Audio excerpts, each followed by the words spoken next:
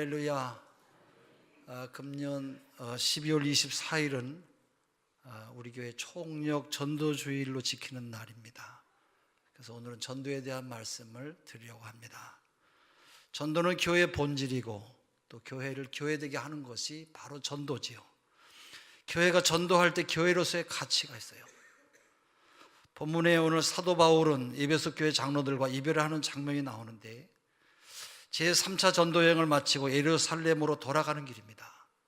사도 바울 일행은 3차 전도여행을 마치고 무교절 이후에 축제를 예루살렘 교회 성도들과 함께 보낼 요량으로 거기를 가기 위해서 지금 서두르고 있어요. 사도행전 20장 16절에 바울이 아시아에서 지체하지 않기 위하여 에베소를 지나 배 타고 가기로 작정하였으니 이는 될 수 있는 대로 오순절 안에 예루살렘에 이르려고 급히 가미로라. 그래도 아쉬운지 사도 바울은 에베소 교회 장로들을 밀레도에서 만나자고 전가를 보냈어요. 밀레도 해변에서 사도 바울은 이별이 주는 아픔과 아쉬움을 안고 고별 설교를 하고 있습니다. 설교 맨 마지막 끝트리에 바울은 자신의 내일에 대해서 특별한 각오를 밝혀요. 사도행전 20장 23절 24절 거기에 나오지요. 우리 한번 같이 읽어보겠습니다. 오직 성령이 각 성에서 내게 증언하여 결박과 환난이 나를 기다린다 하시나 내가 달려갈 길과 주 예수께 받은 사명 곧 하나님의 은혜의 복음을 증언하는 일을 마치려 하면은 나의 생명을 조금도 귀한 것으로 여기지 아니하노라. 내 생명을 복음 전도 마치는 일까지는 조금도 하나님 앞에 귀한 것으로 여기지 않겠다는 거예요. 이 말이 제 마음에 계속 떠나질 않고 있어요. 여러분, 결박과 환난이 나를 기다린다고 하지만 나는 그 하나님의 그리스도의 복음을 전하겠다는 거예요. 오늘 많은 그리스도인들이 착각하는 게 하나 있어요. 우리가 예수를 믿으면 모든 유혹과 실패와 그리고 환난이 사라질 것이라고 하는 그런 기대감이에요. 그렇지 않습니다. 여전히 우리 성도들에게는 세상 유혹이 있을 수가 있어요. 여전히 성도들에게 인간관계로 인한 아픔과 경제적인 환난이 있을 수가 있고요. 여전히 성도들에게는 사업의 실패나 시련의 아픔이 또 있을 수가 있어요. 그럼 예수를 믿는 것과 믿지 않는 게 뭐가 다릅니까? 우리가 예수를 믿는다고 하는 것은 모든 역경에서 해방된다는 것이 아니라 그 모진 고난과 역경을 견디고 이길 수 있는 능력의 사람이 된다는 것이에요. 예를 들면 예수님의 십자가 사건을 생각해 봐도 그래요. 예수님께서 겟세마네 동산에서 십자가를 지는 문제를 놓고 하나님 앞에 기도해요. 마태복음 26장 36절에서 46절에 그 말씀이 나오는데 예수님이 십자가 문제를 하나님 앞에 가지고 기도했을 때 여러분 십자가를 지지 않아도 될 상황이 되었습니까? 아닙니다. 십자가 문제는 그대로 있었어요. 그러나 달라진 것이 하나 있어요. 그것은 예수님의 마음이에요. 이제는 두려워하는 그런 마음이 아니에요. 이제는 주저하지도 않고 오히려 담대하게 십자가를 지러 나아갑니다. 마태복음 26장 46절에 일어나 함께 가자. 보라 나를 파는 자가 가까이 왔느니라. 그렇게 말씀하고 있어요. 잘 아는 목사님으로부터 들은 이야기인데 군사령관으로 은퇴하신 장로님인데 군생활을 하다 보니까 비록 교회를 섬기는 장로였지만 본교에서 하는 부흥회를 한 번도 온전히 참석해 보지를 못했대요.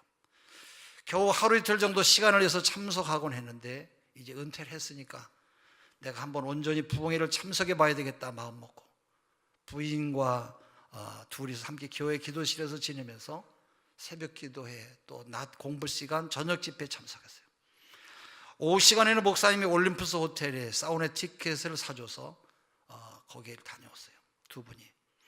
그 다음 날에는 뭘 할까 생각하다가 딱히 마땅하지 않아서 그동안 바쁘다고 핑계하며 미뤄두었던 건강검진을 해봐야 되겠다 마음 먹고 옛날에 데리고 있었던 군의관에게 전화를 했어요.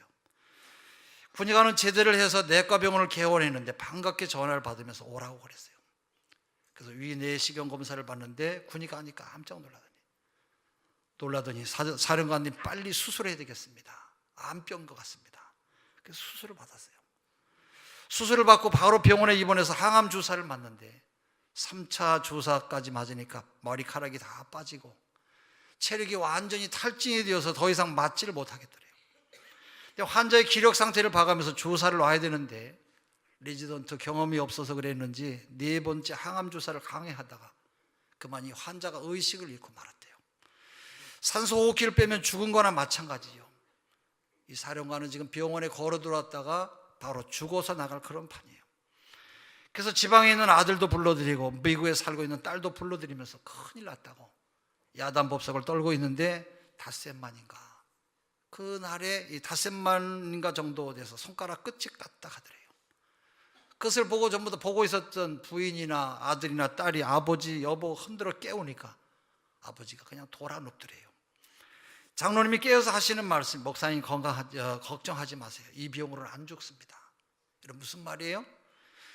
제가 병을 알게 된 것이 붕괴 때였는데 내가 그때 하나님께 받은 말씀이 있습니다. 오직 하나님은 미쁘사 너희가 감당하지 못할 시험당함을 허락지 아니하시고, 고린도전서 10장 13절의 말씀을 자기가 받게 됐어요. 따라서 암병이 아니라 암병 할아버지라도 나는 절대로 이 병으로는 죽지 않습니다. 염려하지 마십시오. 이런 믿음의 힘인 줄로 믿습니다. 장로님이 그 후로 17년 동안 건강하게 지내면서 교회를 섬기고 있는데 금년이 84살이에요. 여러분, 예수님을 만나면 모든 역경에서 제외되는 것이 아니라 그 역경을 견디고 이길 수 있는 힘, 바로 능력의 사람이 되는 것이에요. 두 번째는 하나님의 은혜의 복음 증거하는 일을 마치려 하면은 나의 생명을 조금 더 귀한 것으로 여기지 않는다. 이 말은 영어 번역에서는 이렇게 표현하고 있어요. 복음 증거하는 일이 아니면 나의 생명은 가치가 없습니다. 여러분은 어느 순간에 무슨 일을 할 때에 여러분의 생명이 여러분 가치가 있다고 생각하십니까? 한번 여러분 생각해 보세요. 밥 먹을 때, 아니면 노래방 갔을 때, 아니면 자식이 공부 잘해서 칭찬받을 때, 아니면 가족들이 내가 만든 음식을 먹으면서 좋아할 때, 여러분 언제 여러분의 생명이 가치가 있다고 느끼십니까? 사도 바울은 복음을 전할 때라고 그렇게 말하고 있어요. 복음 전하는 일, 여러분 이것은 살고 죽는 생명의 가치를 논할 만큼 아주 소중한 일이에요. 복음을 전할 때만이 직장도 의미가 있고 내 직업도 의미가 있고 재산도 의미가 있어요. 내가 이뤄낸 성공도 의미가 있는 것이고 결혼도 의미가 있고 학문도 의미가 있고 또 내가 잘난 것도 다 의미가 있는 것이에요. 우리가 이 점을 확실하게 생각해야 돼요. 미식 축구라고 불리는 풋볼은 미국 사람들에게는 아주 최대의 관심사로 미국 전역이 아주 들썩들썩하지요. 매년 2월 챔피언 결정전인 슈퍼볼 경기가 열리면 미국 전역은 거의 마비가 될 정도로 아주 대단하다고 그래요. 2015년 인디애나폴리스의 콜즈 팀이 76회 슈퍼볼에서 우승을 했어요. 우승이 결정되니까 감동적인 장면이 하나 펼쳐졌는데 바로 감독과 모든 선수들이 함께 손을 맞잡고 경기장에서 기도하는 모습이 그대로 포착이 된 거예요. 우승컵을 받아든 감독 토니 던지가 우승 소감을 이렇게 말했어요. 여러분, 세상을 목적으로만 살지 마십시오. 슈퍼볼, 챔피언십, 우승 반지, 명예, 재산, 그 많은 것들이 있다고 할지라도 그리스도가 없으면 아무 소용이 없습니다. 우리는 세상적인 성공을 위해서 부름받은 것이 아니라 하나님 앞에 신실한 사람으로 살도록 부름을 받았다는 거예요. 할렐루야. 이렇게 엄청난 순간에 여러분, 그런 사람이라면 그 어떤 사람이라도 흥분의 감정을 다스리기가 어려웠을 순간인데 토니 던지는 그리스도를 찾고 있었어요. 그리스도가 그의 삶의 최우선순위였기 때문에 그래요. 그에게 있어서 풋볼은 인생의 중요한 부분이 하긴 합니다만은 더 나은 어떤 것을 얻기 위한 수단일 뿐이에요. 그에게 있어서 더 나은 어떤 수단은 다른 사람의 생명을 구하는 일이었어요. 여러분, 복음을 전할 때만이 우리가 생명의 가치를 논할 수가 있어요. 왜 복음을 전할 때만이 여러분 생명의 가치를 느낀다고 합니까? 그 하나는 전도는 우리 하나님의 소원이기 때문에 그래요. 전도는 담임 목사 또는 교회의 소원과 바람을 이루는 것인가, 아니면 하나님의 소원을 이루어드리는 것인가, 여러분 확실하게 이해할 필요가 있어요. 담임 목사가 전도를 강조하다 보면 교인들은 마치 담임 목사의 목표를 이루기 위해서 동원되었다고 하는 그런 느낌을 받을 수가 있어요. 또 교회가 전도를 강조하다 보면 교인들은 마치 교회의 성장 목표를 이루기 위해서 동원됐다고 하는 그런 오해를 할 수가 있어요. 그래서 우리 목사님은 전도를 너무 많이 강조한다고, 우리 교회는 너무 그래서 전도를 강조하기 때문에 부담스럽다, 그렇게 불평하는 사람도 있어요. 아니에요. 절대 그렇지 않아요. 전도는 내 소원이 아니라 바로 우리 하나님의 소원을 이루어 드리는 것이에요. 전도는 사람을 살리고자 하는 하나님의 한을 풀어드리는 것이에요. 시집간 딸이 몇 년 지나도 아이를 임신했다고 하는 소식이 없으면 딸을 가진 부모는 속이 타고 말이 답답하지. 여러분 그렇지 않아요? 주님 앞에 나온 우리가 예수 믿은 지 몇 년이 지나도록 영적인 아이를 낳지 못할 때 여러분 속 타는 부모의 마음을 여러분 헤아려 보셨습니까? 얼마나 답답하겠어요. 전도는 사람을 살리는 일이기 때문에 중요한 것이에요. 전도하면 어떻게 되냐? 4가지 말씀을 드립니다. 첫째는 제 용서함을 받아요. 어느 교회 새신자 공부 중에 권사님이 하신 이야기인데 이분은 사형이 확정된 사형수들을 전도하러 다니신 그런 분이에요. 인터뷰를 했는데 사형수들이 이런 얘기를 하더래요. 사방 1m짜리 독방에서 내가 평생 산다고 할지라도 난 살고 싶다. 그래요. 평생 나는 나무에 매달려서 산다고 할지라도 나는 살고 싶다. 그렇게 말하더래요. 여러분 얼마나 살고 싶었으면 이렇게까지 말하겠어요. 우리는 이것을 피부로 느낄 수 없는 말이에요. 여러분 죄란 이렇게 심각한 것이에요. 다윗은 언제 행복하다고 했습니까? 시편 32편 1절 허물의 사함을 얻고 그 죄의 가림을 받는 자는 복이 있도다. 사도 바울은 여러분 언제 행복하다고 그랬습니까? 로마서 4장 6절에서 8절 일한 것이 없이 하나님께 의로 여기심을 받는 사람의 행복에 대하여 다윗이 말한 바 불법의 사함을 받고 죄가 가리우심을 받는 사람들은 복이 있고 주께서 그 죄를 인정하지 아니하실 사람은 복이 있도다 함과 같으니라 그랬어요. 죄인된 우리가 어떻게 하느님 앞에 우리의 죄를 용서받을 수가 있겠어요? 그것은 바로 예수 그리스도를 만나야 돼요. 로마서 5장 8절에 우리가 아직 죄인 되었을 때 그리스도께서 우리를 위하여 죽으심으로 하나님께서 우리에 대한 자기의 사랑을 확증하셨느니라. 두 번째는 여러분 참된 평안을 얻게 돼요. 여러분 평안은 바로 하나님께서 우리 마음에 주시는 평안이에요. 예수 믿기 전에 얼마나 여러분 불안하고 염려가 많았습니까? 그러나 예수님을 나의 구세주로 모시고 진심으로 그를 받아들이는 순간에 하나님의 평안이 여러분 속에 함께 하시는 줄로 믿습니다. 그렇기 때문에 여러분 평안함이 우리 속에 있어야 돼요. 늘 두려움과 불안 가운데 쫓기는 사람은 아직 예수를 믿는 사람이 아니라 자기를 믿고 세상을 믿고 무언가 권력을 믿는 그런 사람이에요. 여러분 편리함과 평안함이 다른 것을 여러분 아세요? 바로 편리함은 물질을 통해서 얻을 수 있어요. 그러나 편리함이 곧 행복은 아니에요. 바로 행복하려면 우리의 마음이 평안해야 돼요. 근데 여러분 평안함은 물질이 줄 수 없고 우리 하나님만이 우리에게 주시는 것이에요. 요한복음 14장 27절 평안을 너에게 끼치노니 곧 나의 평안을 너에게 주노라. 내가 너에게 주는 것은 세상이 주는 것 같지 아니하니라. 너희는 마음에 근심도 하지 말고 두려워하지도 말라 그랬어요. 세 번째는 전도하면 우리의 삶의 목적을 발견하게 돼요. 물건을 제작한 사람만이 물건의 목적을 제일 잘 알고 있어요.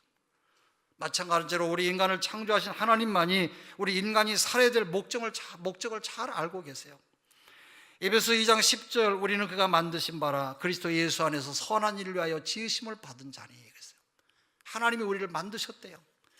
이 만드신 바라고 하는 이 시라보는 포이에마라고 하는 걸작품이라고 하는 그런 뜻이에요.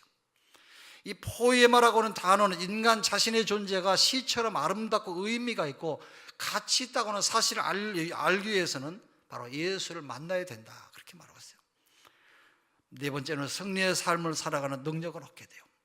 사도행전 1장 8절에 오직 성령이 너에게 임하시면 너희가 권능을 받고 예루살렘과 온 유대와 사마리아 땅끝까지 이르러 내 증인이 되리라 하시니라 그랬어요. 권능이라는 말은 시라보로 두나민, 영어로는 파워라고 그렇게 말해요. 이 말은 두나미스라고 하는 말에서 나왔는데 다이나마이트라고 하는 그런 말이 여기에서 나왔어요. 우리가 예수를 만나면 우리에게 다이나마와 같은 그런 놀라운 힘이 우리에게 생겨요. 그래서 예수를 만나면 첫째는 죄를 용서받고요. 두 번째는 우리의 마음에 참 평안이 임하고요. 세 번째는 삶의 목적을 발견하게 돼요. 네 번째는 승리의 삶을 살아가는 능력을 얻게 되는 것입니다. 그 대신 전도하지 않는 사람들의 핑계가 있어요. 사도행전 1장 8절에서 9절 주께서 오직 성령이 너에게 임하시면 너희가 권능을 받고 예루살렘과 온 유대와 사마리아 땅끝까지 이르러 내 증인이 되리라. 이 말씀을 마치시고 그들이 보는데 올려져 가시니 구름이 그를 가리워 보이지 않게 하더라. 사도행전 1장 8절의 말씀을 포함한다면 주님의 지상명령은 신약성경에 5번 나와요. 그러나 우리가 아는 한 그리스도 이후로 그 어떤 세대도 이 만민 모든 백성들에게 복음을 전하지 못했어요.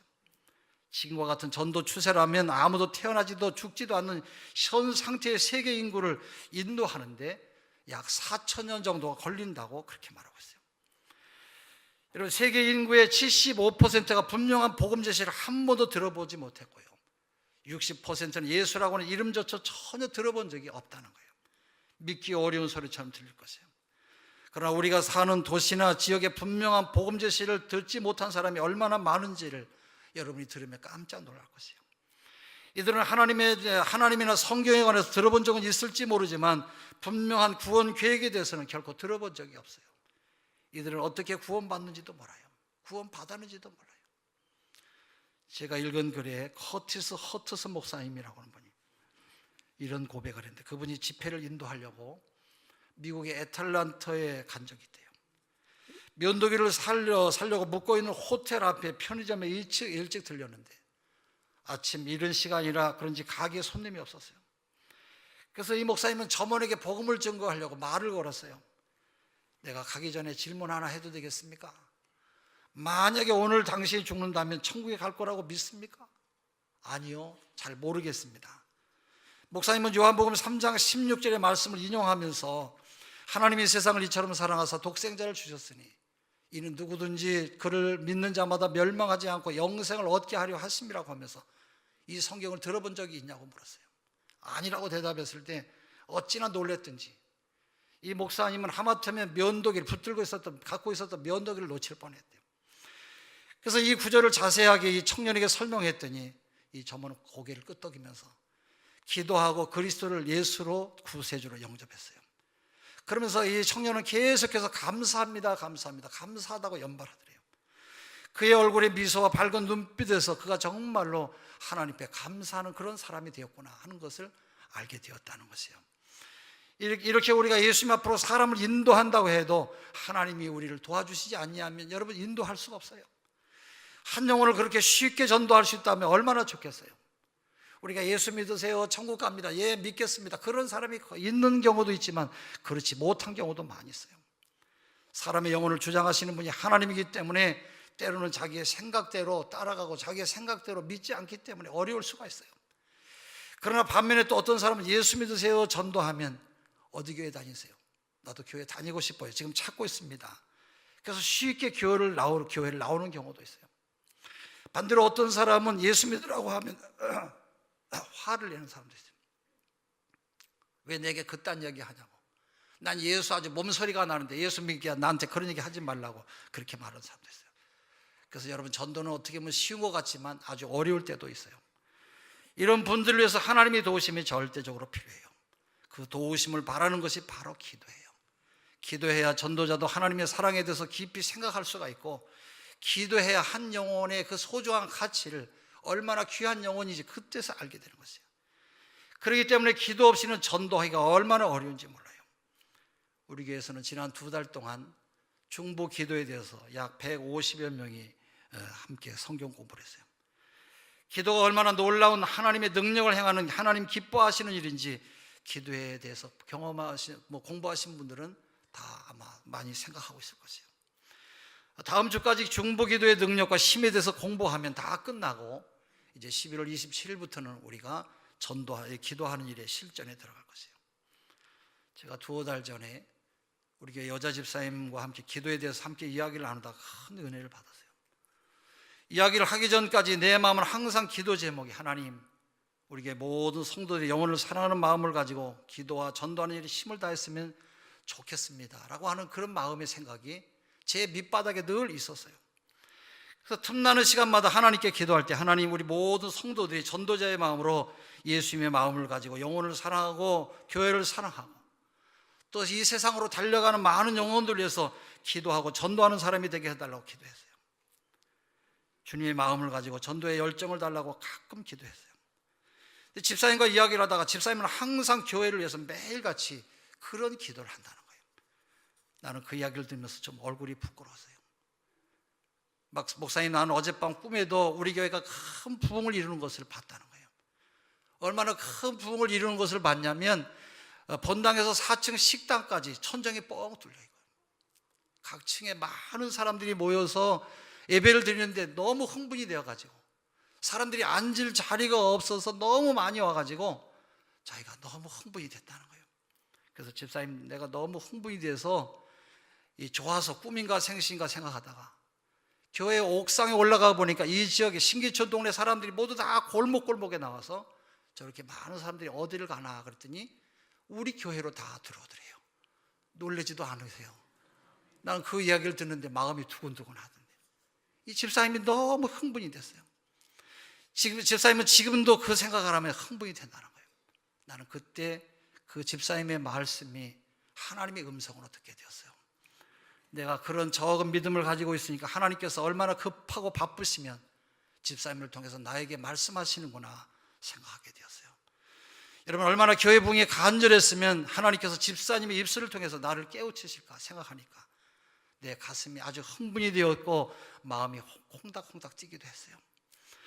여러분, 하나님께서 우리 교회에 큰 우리의 열정과 헌신을 가지고 우리 교회 부흥의 역사를 이루실 줄로 믿습니다. 모든 성도들이 교회 부흥을 열망하고 있음을 보면서 기도는 하나님 앞에 공짜가 없음을 생각해 봤어요. 모든 성도들이 교회 부흥을 열망하고 있음을 보면서 하나님 앞에서 우리가 다 기도의 용사가 되겠구나, 그런 생각이 되었어요. 또 지난주에 오후 찬양 예배 후에 총남전도회 주최로 족구대회를 하는데 남전도회 집사님들이 많이 모여서, 장로님들도 모여서 열심히 응원하며 이 족구를 하는 것을 보면서 내 마음이 참 기뻤어요. 남전도회가 역사 이래로 이렇게 많이 모인 적이 없는데 얼마나 많이 모였는지 나는 그 집사님 이야기를 듣고 지금까지 계속 흥분이 되고 있어요. 여러분의 기도와 전도를 통해서 하나님의 큰 역사를 이루어 가시기를 바랍니다. 초대교회도 부흥할 때 놀라운 성령의 역사가 교회를 부흥하게 했어요.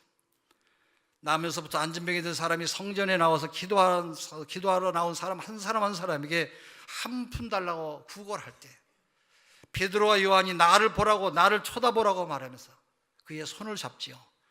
그리고 내가 은과 금은 없거니와 내게 있는 것을 내게 주노니 나사렛 예수 그리스도의 이름으로 걸으라 하고 오른손을 잡아 일으키니 발과 발목이 힘을 얻고 뛰어 걸으며 서서 걸으며 그들과 함께 성전으로 들어가서 뛰기도 하고 걷기도 하고 하나님을 찬송하니 모든 백성이 그가 걷는 것과 하나님을 찬송함을 보고 그가 본래 성전 미문에 앉아 구걸하던 사람인 줄 알고 그에게 일어난 일로 인하여 심하게 놀랍게 여기니라.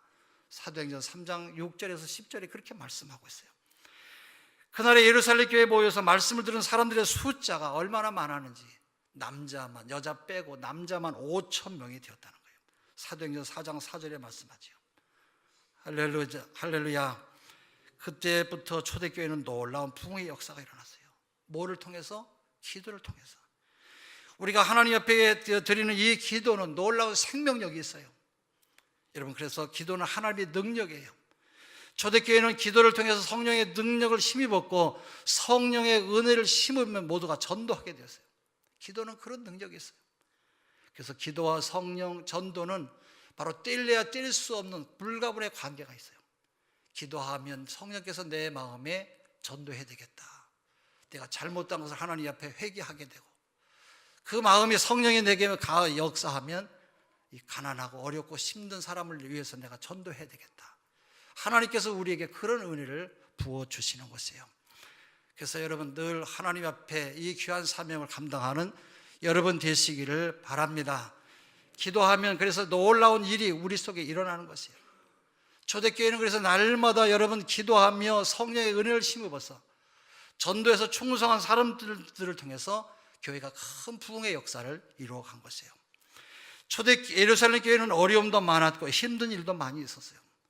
그러나 영혼을 사랑하는 열정의 사람들로 인해서 마침내 예루살렘 교회는 로마에서 또 독일에서 불란서에서 다시 영국으로, 이 복음이 다시 미국으로 가서 미국에서 마침내 우리나라까지 선교사들을 통해서 이 귀하고 복된 이 소식이 우리나라까지 들어오게 된 것이에요. 할렐루야. 우리나라도 그처럼 헌신되고 충성된 선교사들의 피와 눈물과 땀과 열정으로 세운 국가가 우리 대한민국이에요. 여러분, 지금은 국가도 힘들고 백성들도 모두가 다 힘들 때예요. 북한 정권의 끊임없는 야욕으로 남한 많은 백성들이 마음고생을 하고 또 얼마나 고통을 당하고 고통스럽게 사는지 몰라요. 그렇다고 여러분 정상적인 사명을 감당하는 국가가 북한이 되어야 되는데 모든 백성들을 굶주림과 헐벗음 속에 몰아넣는 그 정권을 선하지도 아니하고 뭐 어쨌든지 여러분 이 세상을 힘으로 자기의 능력으로 세우려고 하는 그런 정권을 하나님이 그냥 두시겠어요? 나는 그렇게 생각하지 않아요. 하나님께서 여러분 반드시 여러분 그들의 모든 계획과 무모한 것들이 물거품처럼 없어질 줄로 그렇게 믿습니다. 그러나 우리가 해야 될 일은 기도로 하나님의 교회를 세우고 국가를 세울 때 하나님께서 저들의 모든 야욕을 다 물리쳐 주실 것이에요. 그러나 우리는 아직도 이 땅에 하나님을 모르는 백성들을 인도할 책임이 우리 모두에게 있어요. 이렇게 모두 다 힘들고 어려운 때이지만 믿음으로 철의 장막인 북한도 기도로 무너뜨리시고 뿐만 아니라 아직 예수를 믿지 않는 수많은 우리 형제들의 가정과 자녀들을 위해서 또 우리의 전도와 사랑과 기도를 통해서 주님 앞으로 인도하는 믿음의 사람들이 되시기를 주의 이름으로 축원합니다. 기도하겠습니다. 하나님 우리 아버지, 우리 모두가 주님과 같이 영혼을 사랑하는 전도자가 되어서 기도와 전도와 말씀으로 이 땅에 죽어가는 많은 생명들을 주 앞으로 인도하는 하나님의 사람 되게 하여 주시옵소서. 예수 그리스도의 이름으로 기도합니다.